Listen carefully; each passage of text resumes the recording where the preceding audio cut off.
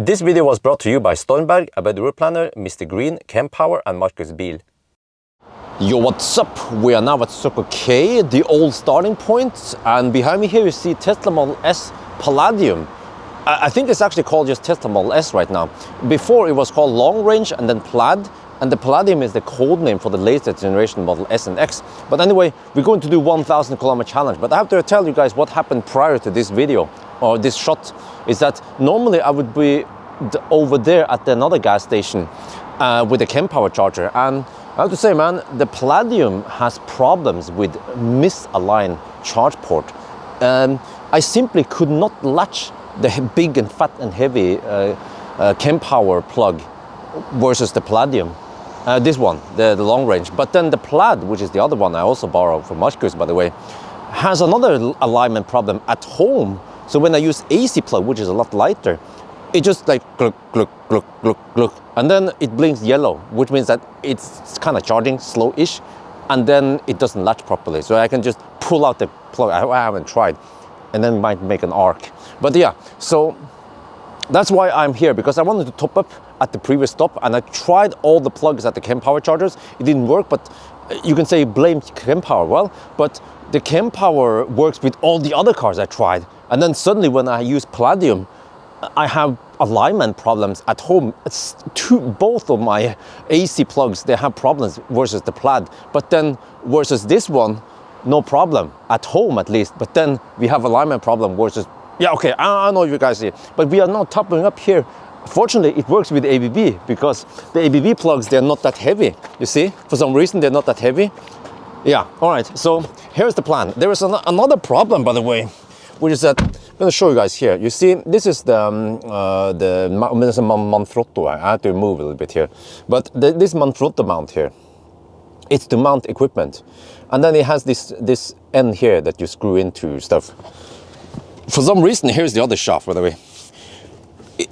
For time to time, they tend to kind of, I don't know, get out of the screw here. So this is a problem, that I have another one that is supposed to be used for this camera that you guys see when I film, you know, the front, right, static. This one has fallen out. I'm not sure if it's in the Plaid or if it's in the garage. So which means that without this one, we cannot make the 1,000 kilometer video yet. So I have to go home to pick it up. Fortunately, the starting point, I can show you guys if we zoom in a little bit. See, we are here. It counts weird, huh? But fortunately, the starting point is roughly here, and it's in walking distance to my home. So that was we're gonna do. We're gonna unplug soon, get over there, do the preparation, and hopefully we can, I guess, get going before 1 at night. I was planning to start around midnight, but we are now 1 hour delayed. And you see, we are taking only 1 kilowatt. So the car is at 101%, yeah.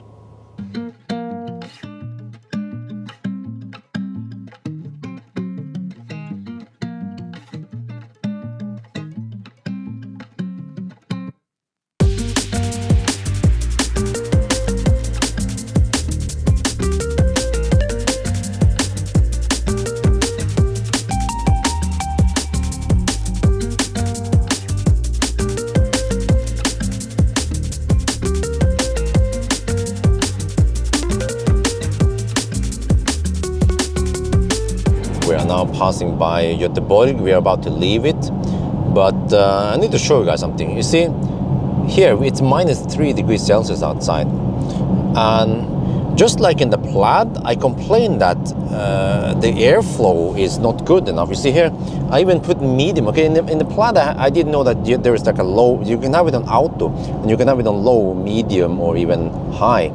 But I have it in medium at least. I'm not gonna overdo it.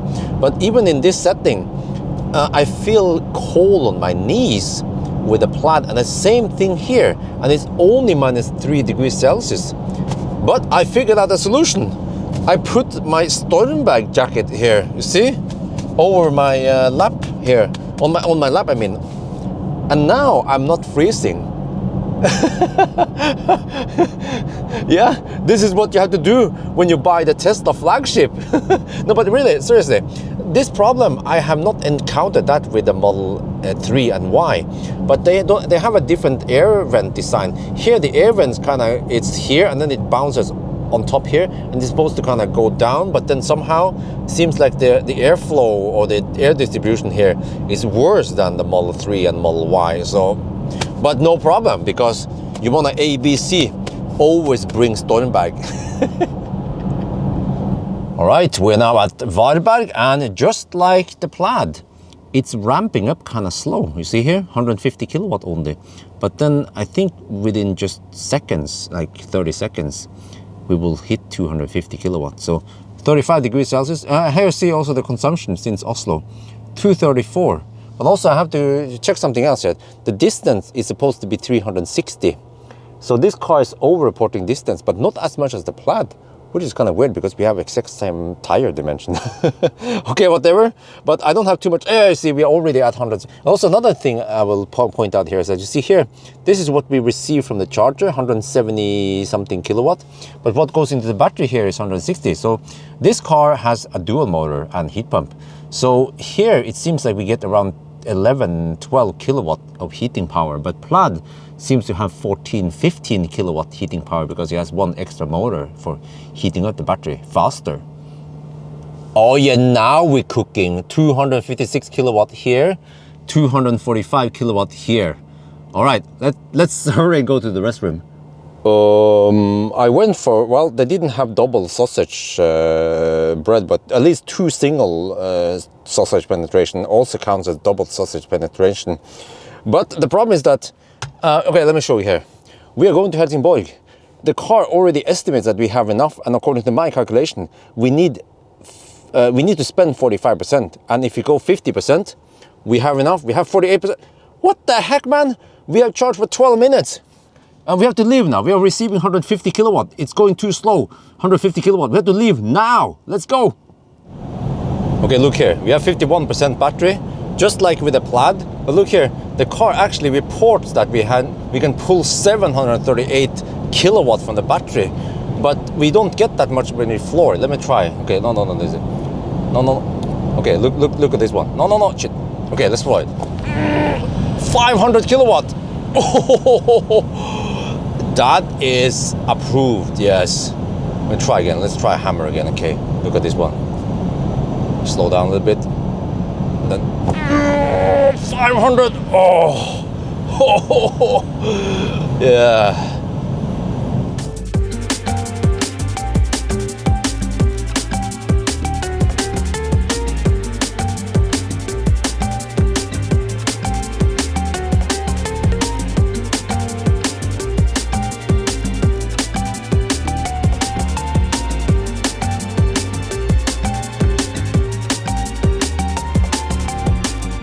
We are a little bit past the halfway point at Helsingborg.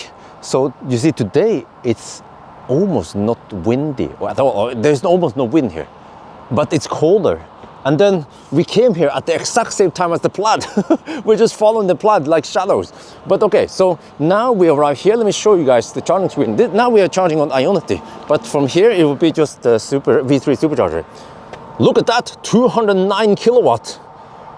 Yeah, it's taking 500 amp. Look at the voltage. Oh, 210. Oh yeah. Okay, but now I just have to go to the restroom.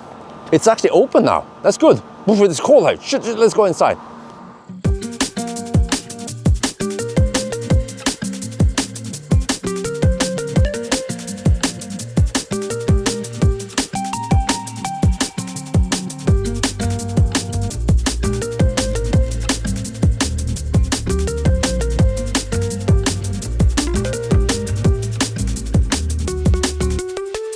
We are now at Varberg again, taking 256 kilowatt from the charger, getting 245 kilowatt to the battery, and next stop is going to be Hågstorp, only 150 kilometers from here.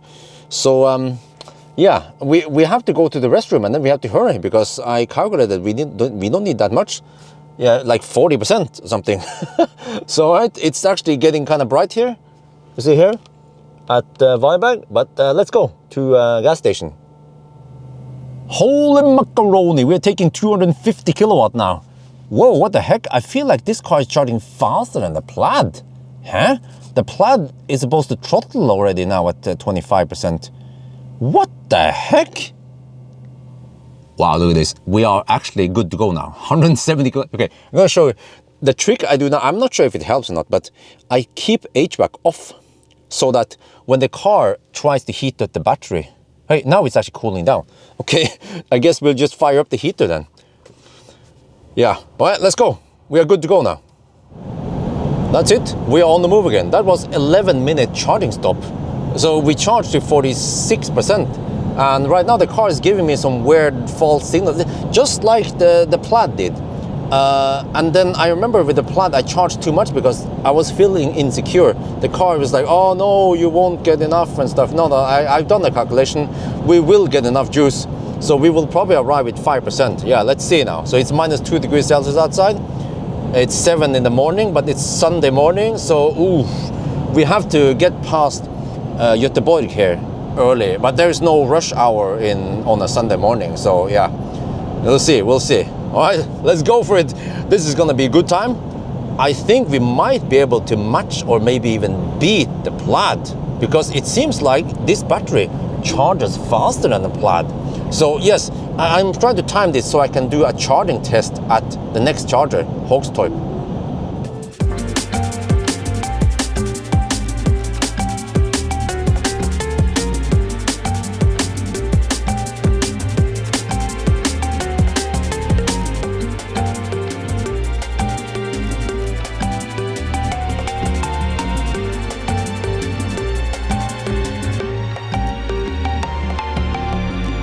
We are now at the last charging stop. This is Hågstorp V3 supercharger. And I'm actually doing a charging test. Well, I thought I was going to do a charging test.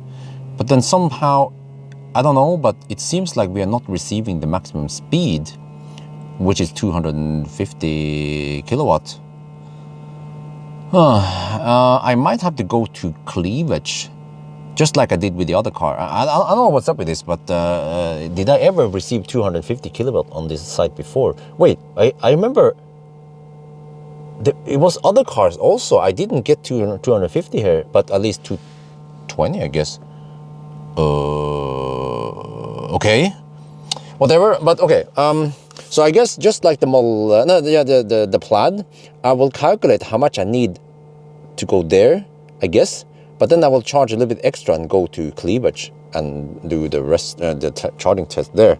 Yeah, something like that. So there's obviously something wrong here. See, the charger delivers slightly less power, but again, no big deal because, like I saw on the Ioniq charger, if we charge a little bit slower in the beginning, we will just have a slightly flatter curve, and then by the end of the day, the charging session is going to be more or less the same speed as if we got 250 kilowatt. All right, you see here we have done 827 kilometers now, but actually this car over-reported distance by 1.9%, so the real distance is lower than this. And so we have to then count to 1019. Yeah, that's it. And then because we don't see any decimals, then just like the Plaid, what we're going to do is that we reset this counter here, which is the same. We reset this one once we hit 919 kilometers, and then we can do countdown to 1000. Okay, but I'm actually almost good to go for the charge. I mean, yeah, I'm almost good to go, but I'm going to charge like 5-10 minutes extra so I can go straight to cleavage.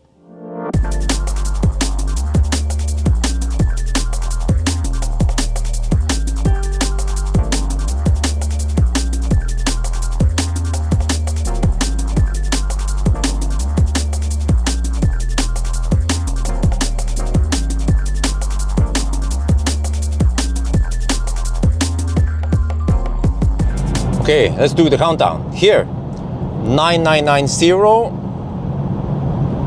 9991, 9992, 9993, 9994,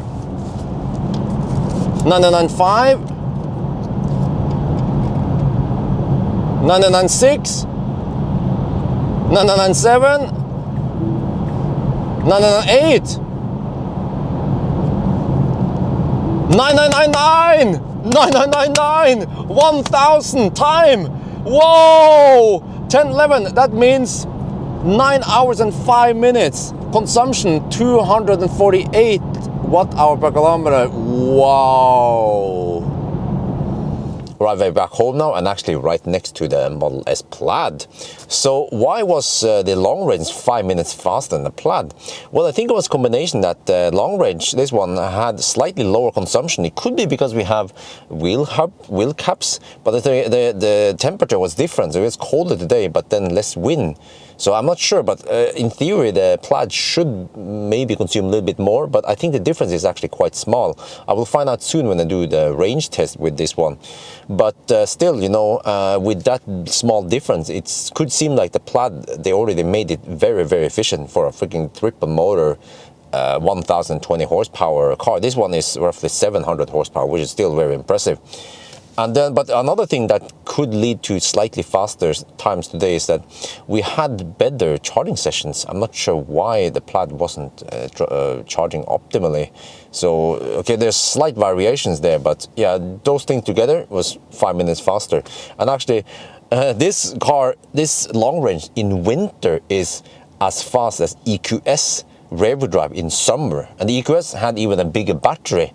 But this car here charges faster than the EQS. EQS hits around 200 kilowatt, but this one hits 250, 240, right?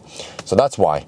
And then what about the Nio ES8 with battery swap? At least battery swap should be done within minutes. Well, the problem with battery swap is that you have to stay inside the car while the battery swap is active. And then I don't remember what I did, but I think then I need to run to the restroom after the battery swap was done, you know? So yeah, that's why. But when we're talking about 9 hour runs now, it gets actually harder and harder to push even further. And then what about the fossil car reference? Well, the fossil car again I had to stand there and fill up gas, and I could not do anything else while I was doing that. And after that one, then I could go to the restroom and then grab some hot dogs. But with the Tesla, we just plug it in, and then I quickly do stuff while the car is charging, you know, and then I come back after just 10 minutes of charging or 15 minutes, and then we're good to go. So this is what is so awesome about Tesla and EVs, is that when you have fast charging car, you can actually get the same speed more or less as a fossil car. Yeah. So anyway, I think that's going to be it for now. I hope you guys enjoyed this video. As always, thank you for watching, and talk to you later.